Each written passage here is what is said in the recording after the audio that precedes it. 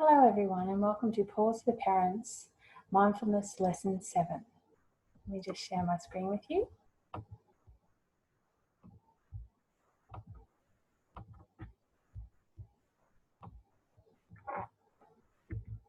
Today we're going to be looking at mindful listening and also another part of the brain called the Reticular Activating System.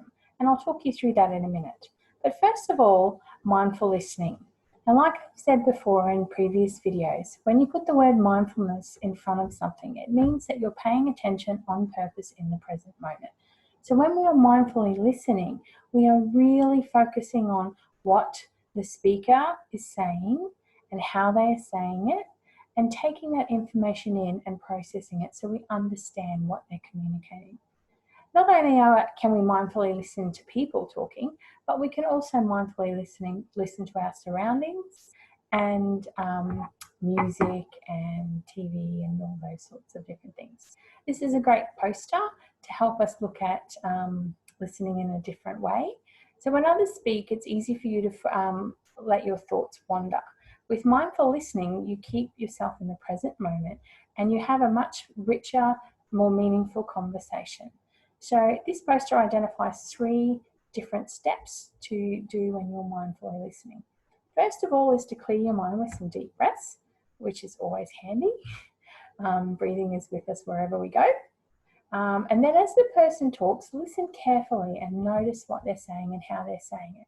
And finally, concentrate on understanding what is being communicated. This is a great little activity you can do with the kids at home. So this little activity can be printed off from the resources, or you can just do it on a piece of paper if you don't have computer facilities to print off. You can play the YouTube meditation where the person gets the kids to listen outside the home or the classroom, inside your home, and then also inside themselves, and then writing down or chatting to you about what they hear. It's a great activity to do together.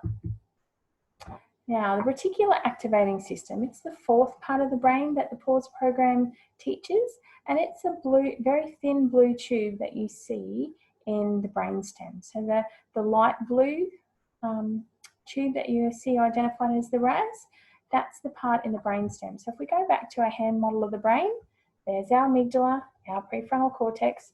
Amygdala is in the center of the brain, prefrontal cortex is over the top. Here's our brainstem. So down in the brainstem here is where the reticular activating system sits. So the RAS is like a sorting system for the brain, and it takes all of the information that it receives from the 5 senses and sorts through it and allows the most important parts to go through. And also what happens is it allows it to go through to the amygdala and then to the prefrontal cortex for it to be concentrated on. I mean, this happens within minuscule of a second. And also, if we look at that part of the brain, we can see that sometimes when we feel overwhelmed, obviously more information is being let through. So often I say to the kids to pay attention on how they are feeling and set themselves up for success. Usually your reticular activating system is working really well in the morning, especially if you've had a great night's sleep, you've eaten breakfast and you're hydrated with some water. That means that it will be sifting through all of the billions and billions of bits of information that it receives every second of the day quite well. But as we go through the day, it gets tired like the rest of us, and it starts to let more information through. For some people, some students and some adults, our reticular activating system doesn't work as well, and we can become overwhelmed by information going through our sensory gating quite easily. And of course, what happens is it fires our amygdala and we have an emotional reaction.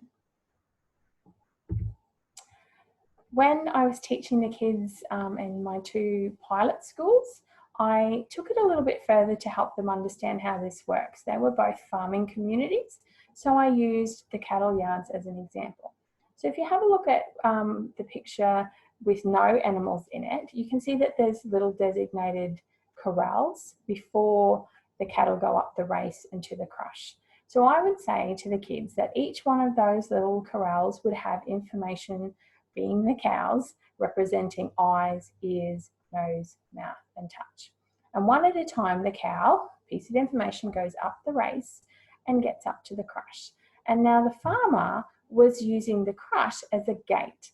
And at the top of the reticular activating system, we have a thing called sensory gating. So if you can imagine the farmer opening and closing the gate, that is exactly what is happening at the top of the reticular activating system, allowing information to go through. So when the farmer is there paying attention and he's opening and closing the gate, one cow at a time is going through. However, if the farmer gets distracted or something happens and the crush stays open, all of the cattle can rush through. And like we talk about our mind jar representing all of the information racing around and we're flipping our lid and having an emotional reaction, that's what happens with the cows going through the crush, and that's what happens when our sensory gate at the top of our reticular activating system is either slowed down or not working properly. And we have all of this information flying around our brain, which causes an emotional reaction. Why is this important? It just helps us understand another part of our brain and another process that we have happen in our body. And the kids really take it on. So I hope that's helped you understand what the RAS stands for.